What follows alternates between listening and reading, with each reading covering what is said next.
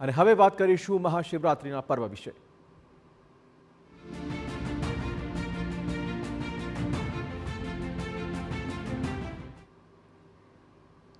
તો આજે છે મહાશિવરાત્રિનું પાવન પર્વ। શિવાલયો હર હર મહાદેવના નાદથી ગુંજી ઉઠ્યા છે। શિવ મંદિરોમાં 4 પ્રહરની પૂજા થઈ રહી છે, તો ભોળેનાથના દર્શન માટે ભક્તોની ખાસી ભીડ જામી રહી છે। રાજ્યભરના શિવ મંદિરોમાં વહેલી સવારથી જ ભક્તોની ભીડ જામી ગઈ છે।